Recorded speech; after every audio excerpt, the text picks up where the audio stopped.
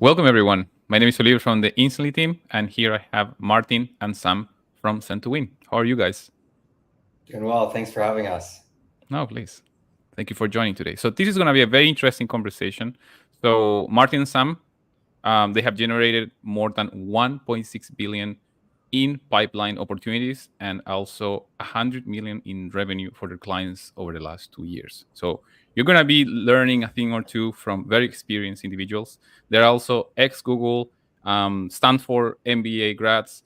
So very interesting background. So how about, guys, if you tell everyone, how do you get from Stanford to having your agency, from Google to having your own agency, and also how do you get to being so successful today and also bringing so much success to your clients? Yeah, well, thanks for having us. Sam and I's journey started many years ago. We met freshman year in college, actually. So we've been building startups ever since together and been involved in a lot of entrepreneurial endeavors.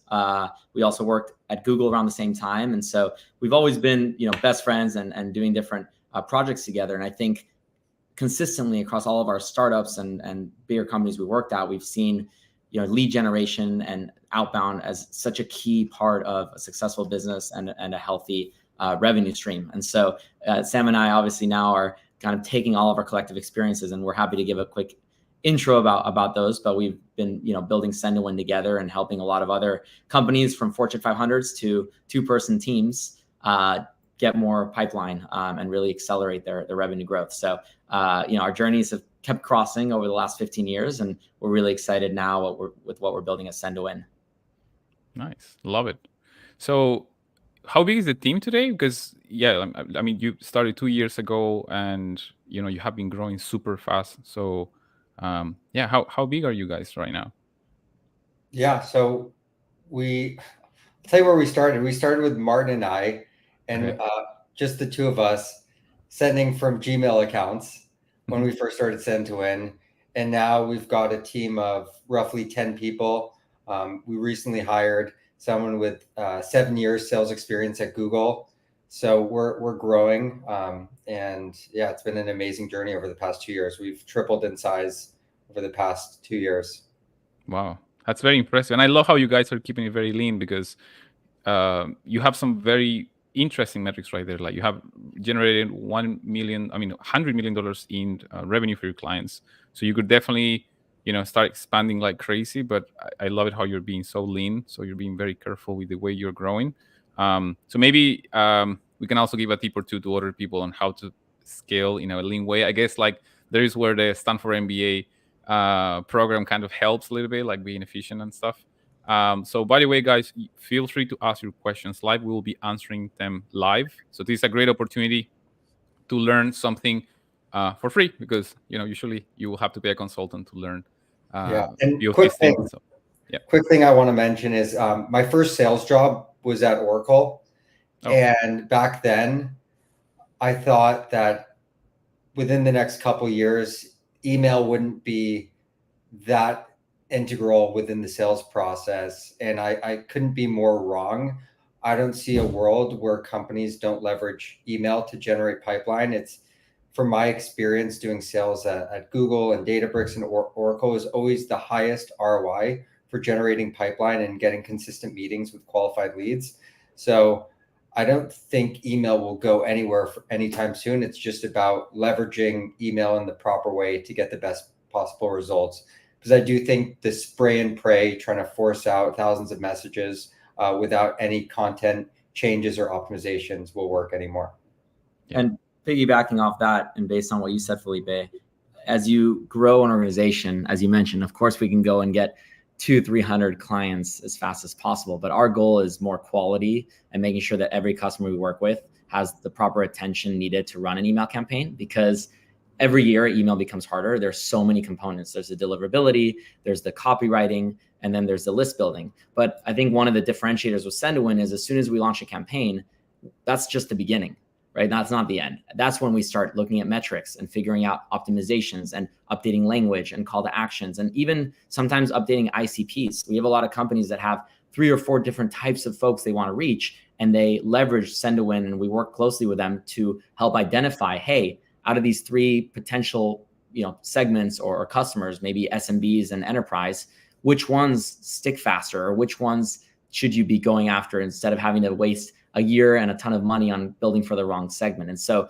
that's also why we keep a lean team, is we really want to make sure we only work with typically 5-10 net new customers every month, sometimes a little bit more, but we try and keep it so that at least every customer, all 10 of us, have full attention to at all times in terms of updating copy, building with them, making sure, we're testing new things together. And so we almost become an extension of people's sales teams versus just a team that's sending emails and then forgetting and seeing what happens in 3 months. Yeah, that's a fantastic approach, to be honest. And honestly, that sticks very closely to what we have noticed are the 4 main pillars of successful cold email campaigns. So a lot of people, they will summarize it like this: like a good copy, a good offer, a good technical setup, and a good database. So I think you have nailed that pretty much by just giving like a one-on-one experience almost to your clients, and rather than just like launching generic campaigns. So I guess it shows. So how about we start telling people about what it takes to generate opportunities daily? Like let's start from the macro, maybe. Like how would you for example, create a successful copy? What are the elements that you guys work on to generate a good copy? What's the process pretty much? Yeah, I can take a stab, and then Martin, feel free to fill in. But for good copy, I think there's 4 key variables that need to be in it. The first one would be really understanding the prospect or persona's pain points, so they know that you understand them, and then being able to articulate the value that you could provide to overcome those pain points. Then having credibility to show that not only do you understand them and you know how to fix their problems or create value, but you're credible and you've done it for similar companies. And then the last part is the call to action, and making it concise, because people don't want to read a novel and email. There's so many things going on, and not a set and forget it process, but continuing to try to A, B, C, D test multiple variations of each step is super important. So every email that we send out, we make sure that we include those key variables, because too often than not, we get emails from prospects, or we see other people sending emails where it's all about the sender, and no one really cares about you. They care about themselves. So you have to articulate in a way that shows that you understand them and you're talking about what they need, not what you're trying to sell. And then one more component to that is obviously the follow-up emails. So a lot of times we see responses in the second or third email. And so a few tricks or things to consider there are: 1, never just reiterate the exact same thing again, because there might be a reason why they didn't respond. Hopefully it's just because they didn't see it, but maybe they did and it wasn't compelling enough to warrant a response. So we always want to maybe save some of the information for the follow-ups, or introduce net new information to really make sure that people are receiving not just the same thing over and over, as well as oftentimes, being able to seek out the decision maker if it's not the initial person you message. So a lot of times, we're obviously guessing oftentimes who the exact decision maker is in certain organizations. We know generally their title and their technographics, but it might be their co-founder or their head of sales that's making the decision. And so oftentimes another thing to consider is in follow-up emails, even asking in the email itself, hey, is there someone else I should be talking to instead, or someone else you could loop in or introduce us to? And oftentimes you'll get a warm introduction, or even them plussing in the right person, and it becomes suddenly a warm lead. So that's another really interesting way to make sure you're maximizing every email that's sent versus just constantly having the same call to action as the same individual. Yeah. So I guess you're leveraging also your experience and knowledge, being on the other side, receiving emails, into crafting your copies. So I guess that's a very important element. Like a lot of people, they just almost like they write emails as if they were writing a speech, and they don't realize that the tone they're using is like almost on their subconscious. They are thinking, okay, I'm crafting a message that is gonna be out for thousands of people, and it just sounds like a speech. It sounds like a mass email. So I guess the whole behavioral science aspect that you guys are applying in your copy probably is making a big difference. And at least from what we have noticed with data, follow-ups, they do matter and make a big difference. Do you have also another strategy when it comes to follow-ups? For example, one thing we have noticed is that if you don't follow up enough, you are letting some of those opportunities on the table. But also, if you follow up too much, you might get people, pissed off. Some people, we've noticed what they do is they send like 3 follow-ups, wait a few months, and then send another batch of follow-ups. Do you have something similar, or do you have a magic number that you can recommend to people? Yeah, so it's a careful dance that you have to play, because if you look online and do research, it typically takes quite a few steps or touch points to get a response. So the follow-up is extremely important, but you also don't want to piss someone off. So I think there's a couple things that you need to make sure you do within your sequence. One, as Martin mentioned, make sure you're introducing new information so that you're educating the person, because if they're not interested in the first email, if you send the first email 5 times, it's not going to change anything. Or if you say, hey, following up, or hey, bump, or hey, this is my last email, that's not adding any new information. So making sure you're adding new information.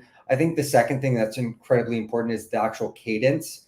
So if you're sending an email every day, you're going to piss someone off. So make sure you separate the time or duration between each email. So some people like 3 days, some people like 5 days. It kind of depends who you're reaching out to, but make sure you give someone enough time to process the follow-ups so you're not annoying them. And then as Martin mentioned, in the follow-ups, make sure you leave it open-ended, asking if there's someone else you should be speaking to, because a lot of times if you don't do that, someone might just ignore it or they'll unsubscribe from your email. So give them the opportunity to give you an answer that they can provide if they're not the right buyer. And then one last thing is objections. Oftentimes you'll see a lot of people responding no for the same reason. For example, no, because we already use GitHub, right? Is a common one. And it's really important to identify those patterns, because you can proactively bake that in to your messaging. For example, if this technology that you're selling works with GitHub, you could say that right away and say, if you already use GitHub, we integrate seamlessly into it. And that way you're essentially using the Uno reverse card before they can even give you their objection. And so just keeping in mind, like take toll of why are people saying no? And then that's a lot of what we do at Send-to-Win too, is we're analyzing all the messages for each client to understand, hey, is it just not the right fit for that type of people? Or is it that they don't fully understand the nature of what you're selling to them? Yeah, no, I love it. And in a way, you're also accelerating the discovery process for a lot of companies, because like when you are contacting thousands of people with a pitch or an offer, you're saving them so much time, because they're validating immediately, is this the right ICP or not? Is this the right offer? Or maybe we have to pivot our product. So have you had any of those situations where you were working with a company and they were like so sure that this was like their key ICP or that their product was the best, and then thanks to you and thanks to your data, they realized things that they were not aware of, because you accelerated that process so much by just reaching out thousands of people that they couldn't have reached in another way? Absolutely. I mean, that's part of the value of working with us, is oftentimes, if you have your own sales rep, they can be focused only on certain segments at a time, but we're able to personalize messages at scale where we can hit a broader group of people. And oftentimes a lot of our clients will get a big deal out of a customer or a company they never thought to reach out to directly, but they realize that it could actually be an enterprise contract. We've had one client that landed a multi-million dollar deal that way. And so that's actually a very, very, important thing, is if you have the ability to go broad within the parameters where it's still relevant to folks in those industries, using cold email and working with companies like Send-to-Win can be a great way to discover new companies to collaborate with. One example I'll give you is one company, initially the campaign wasn't doing great, and it was because it wasn't a great fit what they were trying to sell to these people. And what we did is we actually tried a new approach. We said, they had a big conference coming up. And what we did is we helped with them get a list of everyone that's going to be attending that conference, which was a lot more targeted, but a different group than the ones they were initially reaching out. And they ended up booking over 200 meetings through our system at that conference and while they were at the conference. So they essentially used cold email to set up a lot more meetings and got way more ROI in the follow-ups as well. And so, I think to your point, there's always ways to use systems like this to just validate very quickly different personas and segments, and oftentimes get a win where you might not have thought to reach out to at first. And then, yeah, great example. And another one, you might know your ICP and you may know the buyer, but that buyer or person is not always responsive on email. So you have to figure out who are the influencers that you should be reaching out to that are responsive on email that can get you to the meeting. So an example of this, and we actually have a case study, is with a company called Mate Fertility. They're going after OBGYNs, which are essentially doctors. Doctors are always with patients, so they're not at a desk like us answering emails all day. So we had to identify who should we be reaching out to that can help influence the doctor to have a meeting with us. So then we did an exercise of identifying who works within the doctor's office, who works within the hospital, and we identified those titles, found those specific people at the companies within our target list, and then sent them emails. And that's how we ended up getting meetings with the actual doctors. So not going directly to the doctors, but going to the influencers that can make the introduction. Yeah. No, that's fantastic. And I think that takes a little bit of deeper understanding on all the elements around a goal, because like sometimes you might have a goal like you just mentioned, like book meetings with doctors, but there are just so many other components to it that sometimes you have to think outside the box. So no, I love it. Okay, so regarding the databases, so you guys obviously you're really good at copywriting as well, but the database is also a strong component in your success formula. So how do you guys make it happen today? Because you have a lot of data sources, and sometimes it's hard to tell which one is good, which one is not. So do you use like a different process depending on the client? Like how do you currently build your databases, and what's your process pretty much? Yeah, it's a great question, and it should never be a static process, right? Especially in today's world where you have so much AI, so many different databases. I believe you guys have your own as well now at Instantly, and there's ZoomInfo and Apollo and Store Leads and dozens of other databases, and we subscribe to all of them. We also have a custom scrapers at Send-to-Win, depending on the client. And so I think it should, instead of start with the database and then pull the contacts, it should start with the people you want to go after and then decide on the database, right? It should always be flipped. And so, for example, if some of our clients are very e-commerce focused, right? And so what we'll do is Store Leads is a great platform that has very, very focused e-commerce. You can see stores on Shopify, on Amazon, etc. And what you can do is grab at least the list of companies there and then use our existing database of over 450 million verified contacts that we have on our end to kind of reference those companies and pull the right contacts, because you might want to contact 2 to 3 people per company. And so sometimes it's kind of a dynamic process, and that's something we take very seriously. But we always start with, every customer we work with, what is the ICP or multiple ICPs you want to go after? And for each one of those, we then identify, all right, out of all of our database and intent data and technographic data and access we have, where should we pull them from, depending on what the customer wants. And so, one other thing I'll mention with this is validating your lists. Obviously, there's a lot of bad data out there, a lot of catch-alls, a lot of emails that haven't been used for a while. So we always use external validators to ensure that we're putting in the best, most updated emails and relevant emails as possible. And that's something we always highly recommend, is making sure your lists are fully validated so you don't accidentally send a 15, 20% spam traps and then suddenly all of your domains are not sending anymore. So that's an additional thing that you should always consider. And there's a lot of tools out there that will help validate emails for you. Yeah. I know it sounds like basic or for starters, but it just never hurts to like remind these kind of things to people. Like a lot of people, like they will trust a tool blindly, and sometimes it doesn't hurt to like validate the data just to double or triple check things.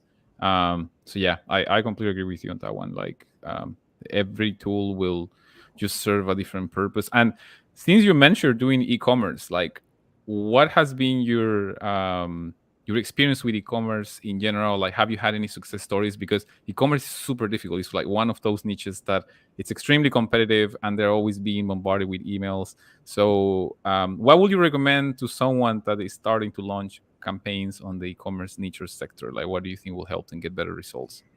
Yeah. So for e-commerce, we're focused on like the picks and shovels, the B2B type e-commerce companies, not going after the actual individuals.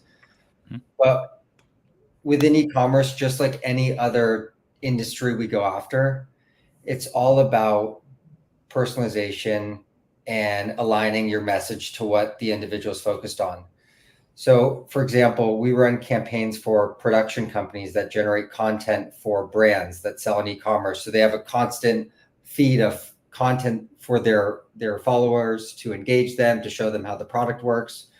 So as long as you can really tailor your message in a way that speaks to them, and like for example, if we're reaching out to an apparel company, you shouldn't say we're working with companies just like you, including Sony and Xbox and list your other electronics companies. You should have apparel focused use cases. And if you're reaching out to small e-commerce companies, you shouldn't say we're working with Fortune 500. You should say we're working with smaller brands. So you should make the messaging feel like you're talking to them. And there's a lot of things that I see in cold email where people will give it away that it's a cold email that's sent in mass by saying those kind of things like, hey, we're working with very large companies like yourself, even if it's a small company. So just make sure you know who you're talking to and what you're saying, that it's relevant to them. Yeah. And one more thing, just replicating success. A lot of customers will tell us, hey, we just landed this massive contract with X brand. So what do? We celebrate it. And then we say, all right, let's go find 200 companies that are just like them to go after next.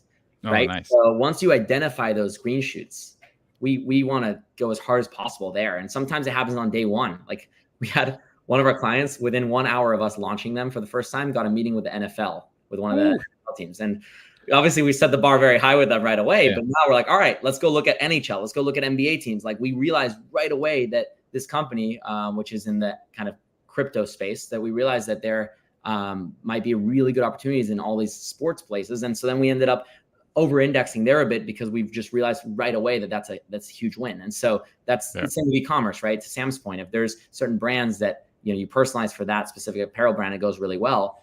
Go ask ChatGPT to give you a list of 500 companies just like them and go after those companies. Yeah, that makes sense. Actually, it's kind of funny because since I work at a company that pretty much provides services for sending cold emails, I suspect of almost every email I receive. So it's sort of like those like meme videos where everything is cake, and so I feel like literally everything is cold email, and there are some cold emails that just are so good because of what you're just recommending right now, which is like making sure that if you're mentioning competitors, that they are actual competitors in my city, in my region, or in the same industry, or people that I know of, rather than just random names. And even though like most of times, I will assume that it's a cold email, like it's a mass email, I'll be like, this email is so good and makes so much sense, and both the offer and the message make so much sense that I will still reply back, even though I know it's a cold email. So there is definitely like this psychological factor of like, even though that this is not like written to me like personally, just the message and the offer like makes so much sense that they just got my interest. And at the same time, it's the other way around as well. Like we have received emails from very interesting firms, but because that instantly we just have so much to do all the time. Sometimes you have to prioritize, and sometimes I cannot like spend too much time with certain people, even though I know the firm is good, because what they're saying in the email, what they're offering, just sounds so generic that I feel like the conversation we'll have later will probably be generic. And it's just like when you feel that someone is really spending the time and the resources on their emails or on their campaigns, you have this sense of like the conversations that will come after will also be high quality for some reason. That's at least how it feels from our end when we receive cold emails.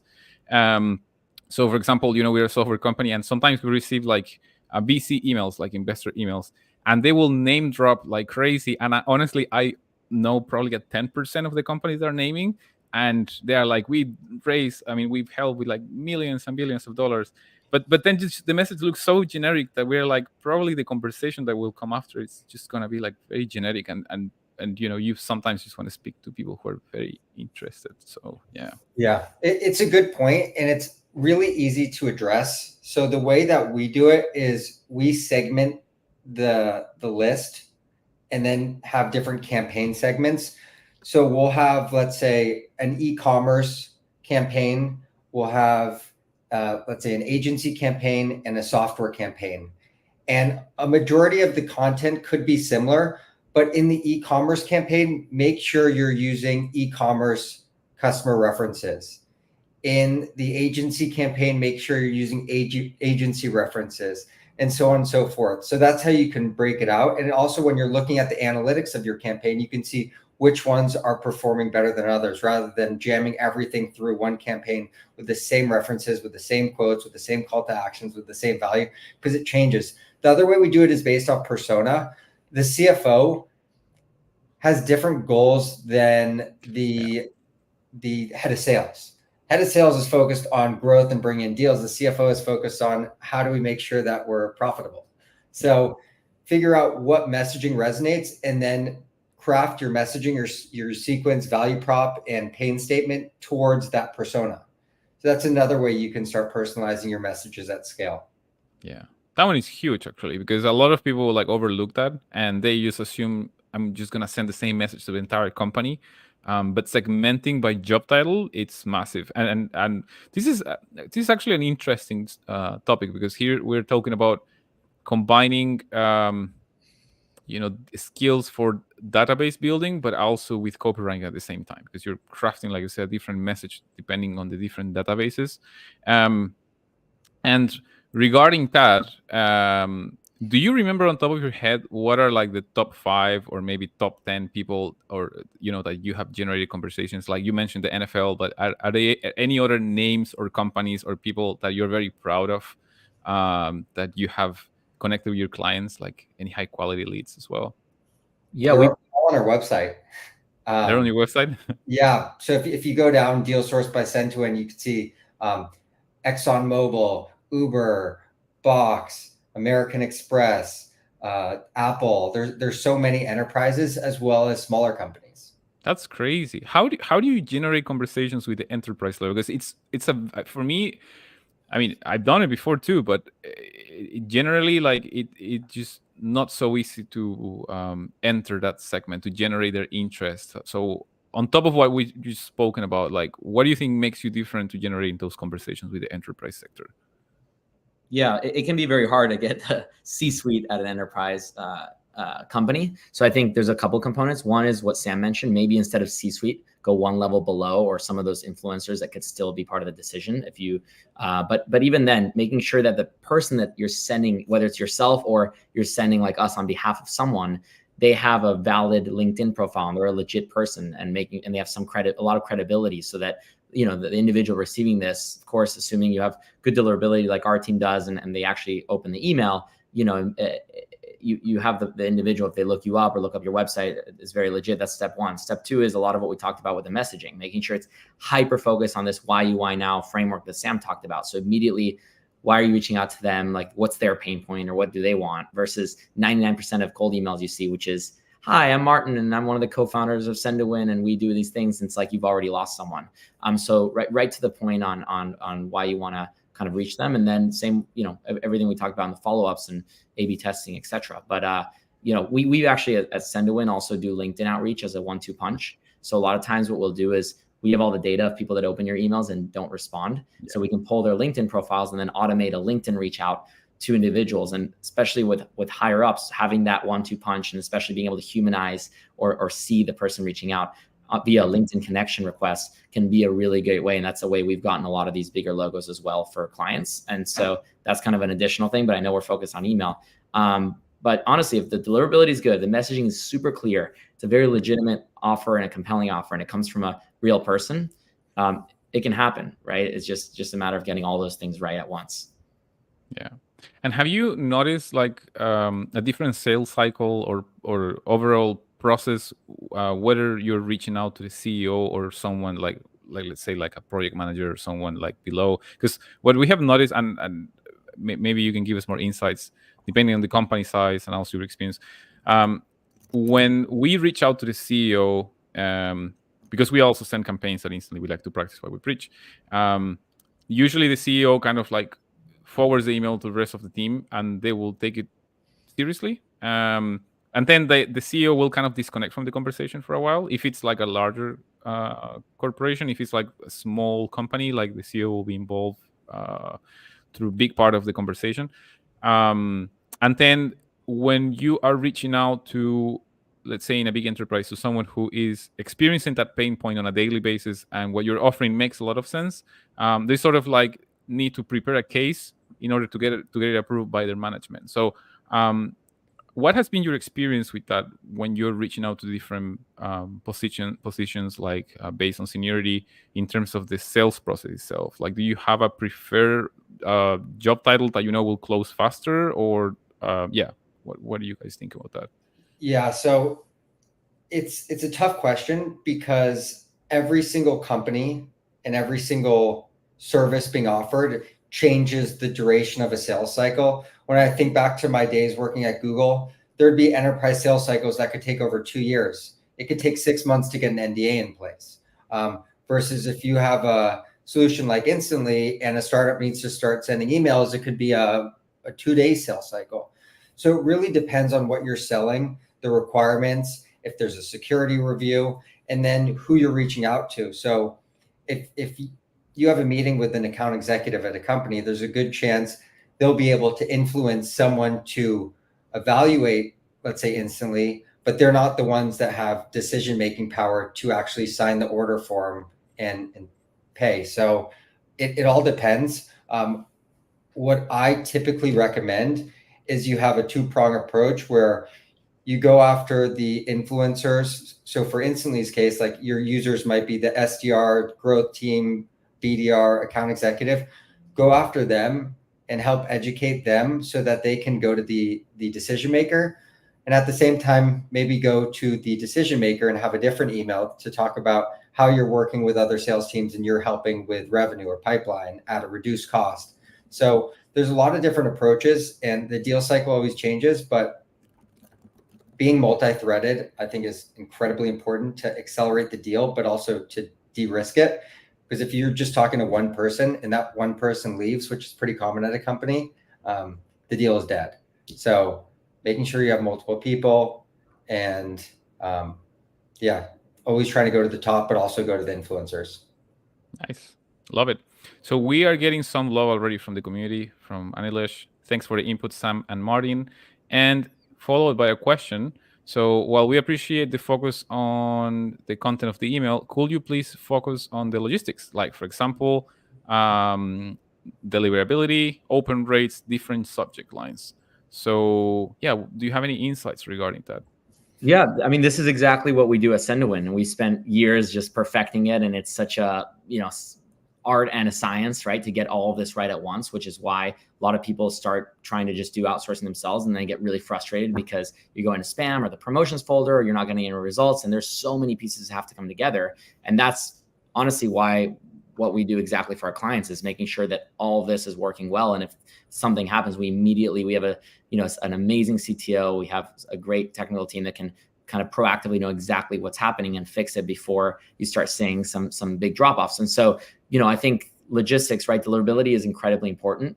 As you know, Google just released a lot of really harsh spam filter laws this past February. Actually, our COO was and the Google team in the past, so he knows a lot of the people that were there. And so we've known about this for over a year. I think deliverability is key. For example, making sure you're using either subdomains or not sending, especially if you're sending mass emails directly from your main domain, because that could damage the reputation. Making sure you're doing a lot of testing on a constant basis. And if you don't have the time or resources, obviously, shameless plug, working with Send-to-Win to help you make sure that deliverability is always great, because without that, no one's going to read your message if it's in the promotions or in the spam folders. And then subject lines, you're spot on with that comment. Obviously, being able to A/B test, we A/B test for every single client subject lines, because you could see a pretty serious difference sometimes depending on that subject line in terms of open and reply rates. And so then you want to obviously turn off the poor performer and keep it going. And so I think the key is to keep testing, but also making sure you have enough resources or time to be very serious about your technical setup and maintenance. And if not, obviously working with a company like Sendawin that can be your eyes and ears to make sure that your messages are actually delivering. Yeah, nice. and just one thing to add on to that is the worst thing you could do is just send emails and never check the actual deliverability. So if you're running your own email campaigns, do a placement test, see if your emails are delivering. You can use a tool like Postmaster or Glock app so you can see the actual placement in the inbox rate. And if your emails are not delivering, stop sending from those email addresses. Put them on some kind of warm up, build back up the reputation, and then put them in the line of fire again. A lot of people don't do that. The other thing is a lot of people just do mass blasts all at once where they'll like send 100 or 1,000 emails at once. Space it out. Send less emails per email address so it looks like real traffic, and you'll have better results. Yeah, I think what Martin mentioned also, it's very interesting, and it makes a lot of sense when with also your reference regarding sending less emails, because Google now is, they are stricter with spam, so not necessarily with cold email, and we have noticed that now when people send too many emails per email account and per domain, they are more likely to flag you. So yeah, I think like lower sending volumes, getting a lot of email accounts is probably a better approach. And that's why you have tools like Instantly where you can connect unlimited email accounts. So, you can just diversify your risk as much as you want. So I guess it's all about diversifying risk, like trying to play safe long-term rather than like going crazy and just blasting people. I think we're all against spam and we all hate receiving spam. So these best practices are pretty much like telling people like don't spam people, like just send high quality emails. So it makes sense. So this next question from Anton: after finding the companies you want to target, how do you find the right contact person at the company? So I'm not sure if this person is specifically asking about a tool that you guys use, but maybe if you want to explain your process. I mean, you already mentioned a few tips about it, but yeah, if there is anything you want to add regarding that. Yeah, it's pretty straightforward. You just, the companies, you ideally know that 2 or 3 types of people within that company that you want to target, whether it's the CRO, whether it's the head of sales, whether it's the, operating manager.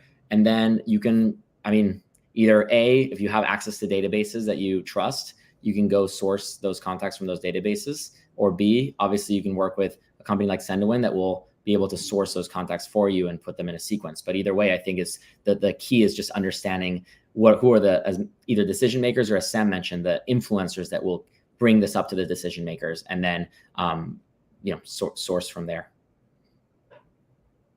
And there's a lot of, obviously there's companies that will do this for you. There's also a lot of companies that have data.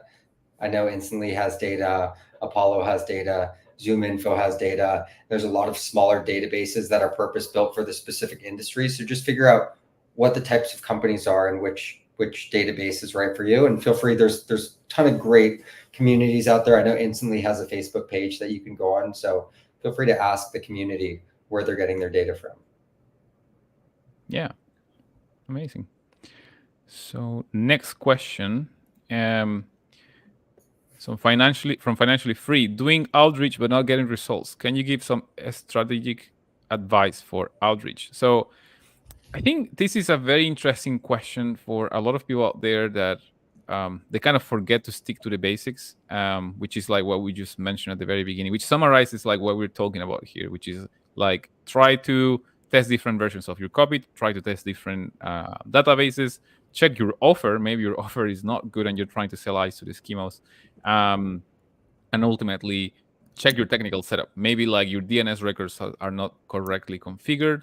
But yeah, I think if you review those 4 pillars, like people should get good results. What do you usually do with your clients whenever they are like complaining or they have a drop off in terms of results? What is your process usually when that happens? Yeah, so before they're a client and they're not getting good results, I say set up time with the Sendawin team and we'll get you started so you can turn those campaigns around.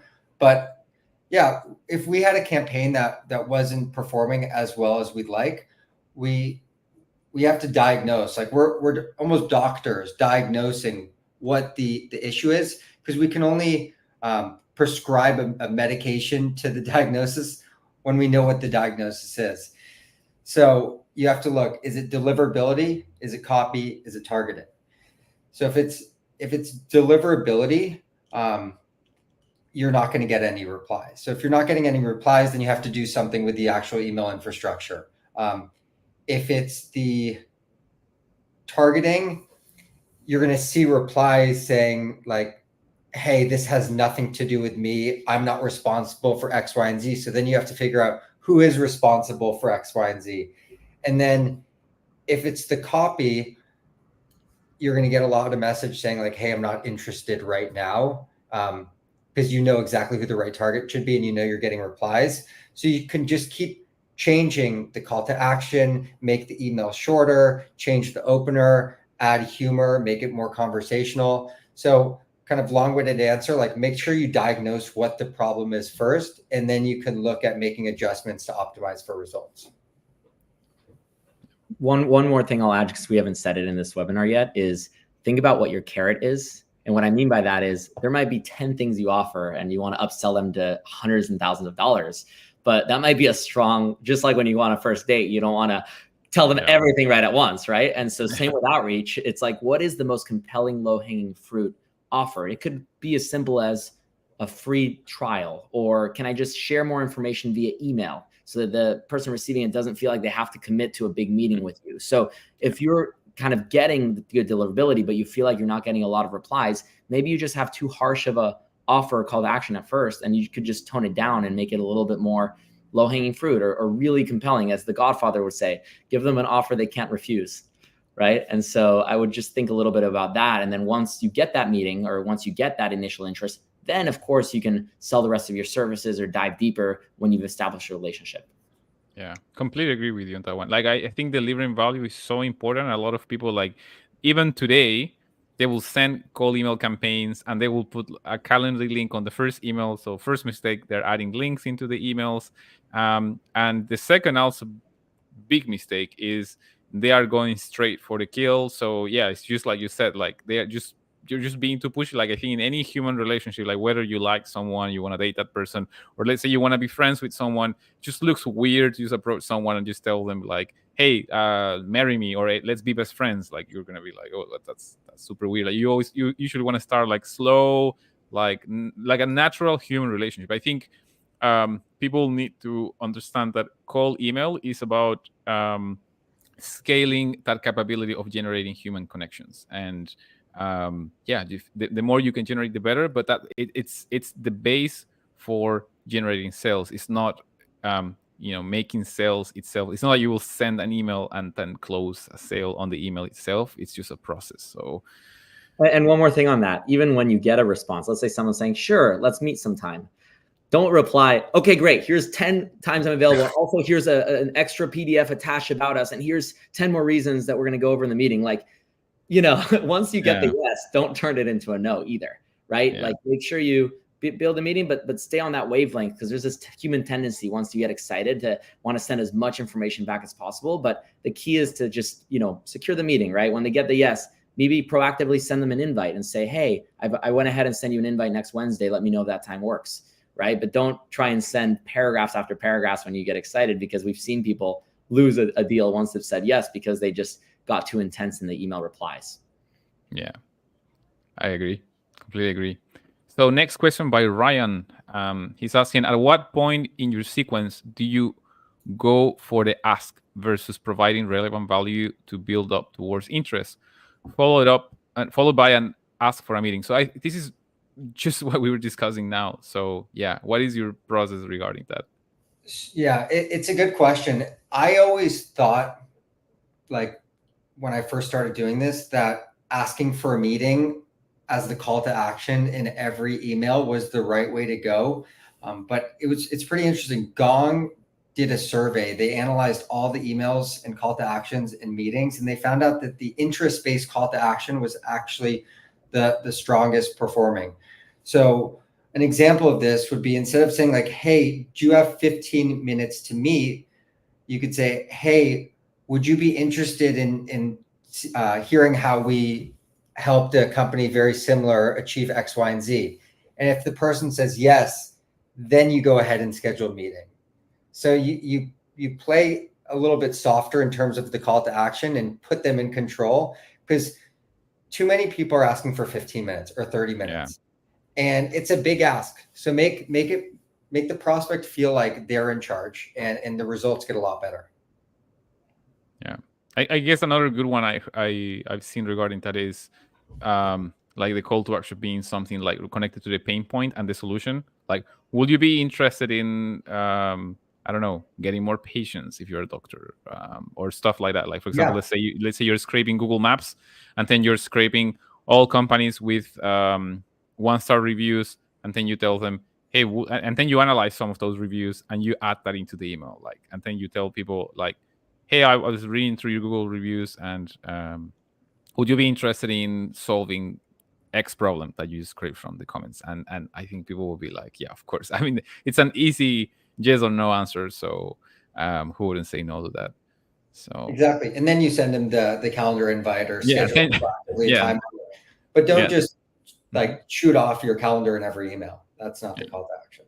Yeah, completely agree with you. So next question by Pro Heart. How are you pulling lists and segmenting the different related titles to build the right relationship when a given company? Do you have a strategy regarding that? Like, do you usually like go for smaller companies are always a CEO, bigger ones, lower positions? Like, what's your approach about that? Yeah, so I don't think there's like a one size fits all rule.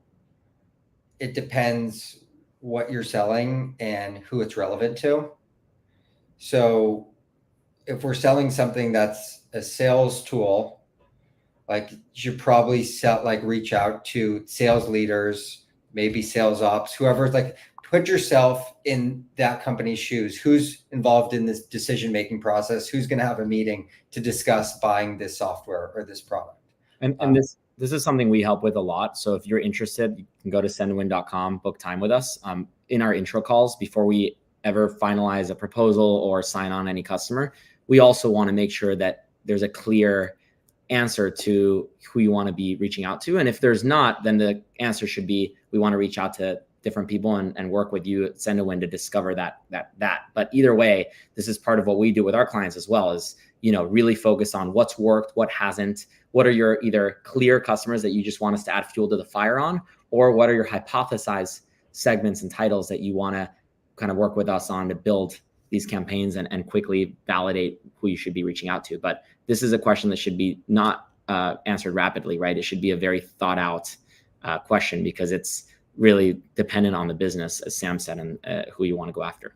And I want to double click into one thing Martin said, because it's so important. You don't need to, your ICP may evolve, so you don't need to know the exact title to reach out to on day one. Like, test out multiple different titles, gather the data, see what works, and then double down on the titles that work, and then stop sending to the ones that don't work.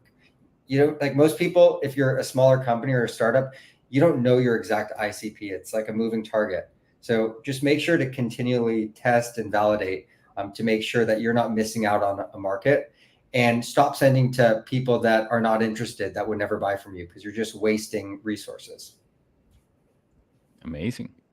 So next question regarding domains and emails. More domains and less emails per domain, or vice versa? So what do you think is the best approach?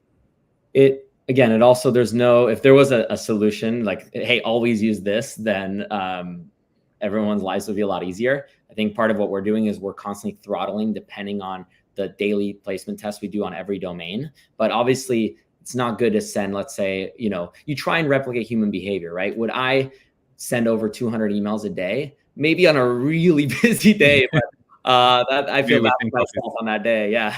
So typically, you're sending, I'd say, between 5 to 10 to up to maybe 100 max, but probably up to 50 daily emails is the average person. And so just be careful not to send so much from one email account that would normally flag it as, wow, this is clearly not human behavior. That being said, there's no direct answer here. And I think that's kind of what we're constantly monitoring with every client, because we have clients where we're able to send more because they have better reputations on the email addresses, or they've been around for longer, or there's 10 other variables involved in deliverability. And whereas there's others where we tend to thrust it lower for a while until we feel comfortable with what we're seeing in terms of deliverability. So I recommend just checking out different forums, different platforms, and see how your domains are doing before you decide. I wouldn't go from 0 to 200 in one day. I would always, whatever you do, it's always a slow ramp up and down. Yeah. Well, we have noticed, at least from our, more than 10,000 clients, so because we got a little bit of data from that, is that the sweet spot is usually between 2 to 5 email accounts per domain, and 30 cold emails per email account, and 20 warm-up emails per email account. So again, 30 cold emails, 20 warm-up emails, 2 to 5 email accounts per domain. And so, for example, if you would like to send 1,000 emails per day, that will be somewhere around 30 email accounts, 10 domains, sending 30 cold emails per day. So you can play around with those numbers. Obviously, what Martin just said, which is the more conservative you are with this, the better, and the longer your accounts will survive. This is like the sweet spot that we noticed that you do not have issues. But obviously, if you go higher, you could be sending more emails, but then you could run into troubles. And you send less, you're playing it extra safe, and potentially even getting better results because you are more likely to land on the inbox. So yeah, you can play around with those numbers at this But point. there's a lot more that goes into it as well. Yeah. Like, make sure that that's just table stakes, but you also have to make sure you validate your list, that your copy is strong, that you don't have too many links or images, because those are all very fast ways to go to spam. Even if you practice all the safe sending habits, just make sure you're doing everything right, the infrastructure, the copy, and the targeting. Because if you get one of those wrong, then you have an issue. There's so many factors to consider, and I think that's why sometimes, like, lately I've seen a lot of debate, like, if I'm doing, if I'm scaling my sales team or trying to generate more leads for my sales team, do I hire an agency or do I grow my sales team and let them handle that? And that's a debate that I've seen around a lot lately. But I have to, and I'm not just saying this because you're a trusted partner of ours, but I will say that sometimes it's recommended to start off with a very experienced agency and then let them guide you towards the right path, rather than just like throwing a bunch of money into the sales team and then just hiring a bunch of SDRs, because then you're just taking a machine gun and just shooting at just whatever, and rather than having a sniper that will accurately aim and hit every single time that they shoot. So I think there's so many factors to consider that I actually wanted to ask you about this. How do you deal with some clients sometimes when they start asking you questions about like all of these factors? Because I've seen sometimes like some enterprise people, that they want to use instantly, but then they are, it's not like they don't trust us, but they're like, it cannot be true that there's so many factors to consider for sending cold emails. And for example, they use their main domain for sending emails, which is like the major mistake you could make, is if you burn your main domain, then your entire organization goes to spam. So how do you deal with that? When you talk to clients sometimes, like the educational part or the educational process.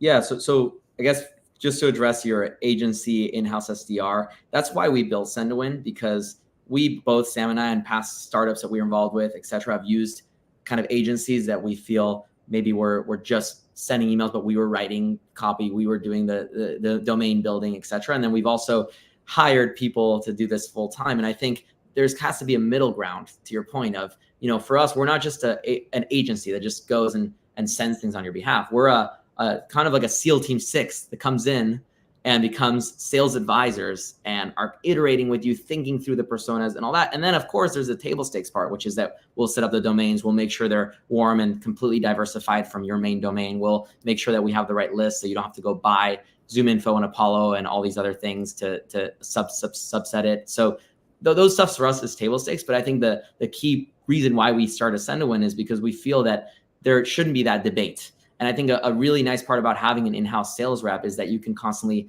have weekly meetings with them and strategize and think through what and who you're sending to. Whereas some agencies, it's like you kind of have to provide everything and they'll just send it, and there's not that level of iterative back and forth. And so we Ascend-to-Win try and replicate as much as we can having an in-house sales rep, but instead you're getting a Stanford MBA and 3x Googlers and a lot of people with experience that are kind of thinking with you about these campaigns, and in addition to taking care of the 5 or 6 important elements we've discussed. And so I think to your point, there is always a trade-off, and that's what we're trying to do here with being able to have a partner that you feel like you have your own sales team with us. And a lot of our companies are Fortune 500 companies, right? They have tons of sales reps as well, but they love us because our campaigns provide faster data to their sales rep. They can also have the sales reps qualify the inbound leads that come from the responses that come from our campaigns. And they can validate more markets faster because maybe their SDRs are focused on one thing and our campaigns are focused on another. And so I don't think there's ever an and/or. I feel like it's always good to have extra sales partners, whether it's Ascend-to-Win or another platform or agency, just to help kind of boost and accelerate and provide that fresh perspective. And so that's kind of just addressing because you're right. We've been in the founder shoes of all this. And I think there's always that debate. And I don't think it should be an if this or that. It could be a both, or start with potentially an agency that has, obviously a lot of reputation. Because here's the thing, we've had a few customers, of course, that we weren't extremely successful with in terms of how many deals they closed from our campaigns, but they saved hundreds of thousands of dollars because they realized through our campaigns that that's not the right market and that they shouldn't be going after this. And if they didn't launch a campaign with us, they would have spent the next 6 months or a year building for that market and targeting them, probably spending a lot of their own resources on it. And so, just wanted to address that because it's something that Sam and I both felt very deeply in our past endeavors, and we're very passionate about, right? Quick thing, because we only have 3 minutes left. For the people that we don't get your questions, apologies for that. Feel free to go to our website. We've got a form and we can answer your questions, and hopefully we can get through a couple more with the last couple minutes we have. Nice. Yeah, just the last 2 questions. We can wrap it up. So here, the next question from Apply GPT. Nice name. Since I only need a few clients a month, well, that's the first. I'm spending 15 to 30 minutes per lead and writing extremely personalized emails. What are your thoughts on this approach instead of mass sending leads? So what are your thoughts on this one? Yeah, if you have an approach that's working and you only need to send a couple emails a day that are super personalized and it's getting through and you're getting meetings and you're closing deals, like, keep doing it. That's great. Don't break something that's not broken. If you need to get more meetings to find more opportunities because you're not closing enough deals, then try sending more scale. But if you have a system that's working, keep doing it. That's awesome. Nice. Love it. And the last question by Marcus Grimm. What are the best practices, say using open tracking and click tracking can hurt the availability, but clients like metrics, how do you manage that? I don't know if you get the question. Yeah, I'm going back to just monitoring deliverability super closely is something we do for all of our clients. And if you obviously, like any control group, for it's not black or white. Oftentimes turning that off, you can try maybe for one domain, turning it off and keep every other variable the same and see if there's a significance in deliverability. But typically, as long as you have a really well-written message, no links and attachments and anything really weird, like open rates is incredibly common, open tracking and click tracking. And we haven't seen it be a significant, deterrent. That being said, if you can just be honest with your customers and say, hey, we're going to go ahead and turn off open tracking, and then you can track other things. For example, how many leads you got instead of the week that you had open on, or just to make sure your clients don't think that, your open tracking is just really bad and that's why you're turning it on. But I just recommend doing some tests there. We personally are always experimenting with things like this, but we're always also very transparent with our metrics to our customers. Yeah. I agree with you on that one. I mean, what we've noticed with our most successful clients is that tracking opens at the beginning is not a bad practice. In fact, like that way you can see, like sort of like diagnose if your emails are landing on the inbox and if the subject line is working. But I guess like long term, you can turn it off because you probably want to maximize replies. So once you know like everything is landing, like probably want to like start working more on the copy and all the other stuff that you guys were mentioning, like the right database and so on, because then you basically make sure that the emails are landing. So now you need to make sure that people reply and that they like what they're seeing. So yeah. Awesome. Yeah, I think we're out of time. I see that Sep sent us a question and we were unable to get to it. So Sep, feel free to reach out directly and we're happy to. Yeah, any questions, like, please guys reach out to the Send to Win team at sendtowin.com or at Instantly support team in case it's something technical. We'll be happy to help you on a one-on-one basis. In case it's something too technical. So yeah, once again, Martin, Sam, thank you so much for joining today. You definitely drop a lot of value. So yeah, I'm sure people will benefit a lot from your tips. And what's the best way to reach out to you? Your website, or do you have any emails that you like? Yeah, our website has a contact form. So just feel free to reach out that way, and then we can either email you or get some time scheduled. And thank you, Felipe, for the time. We really appreciate it. Awesome. Thank you so much, guys. We'll see you in the next webinar. And yeah, thank you once again. Thanks, everyone. Bye. Bye.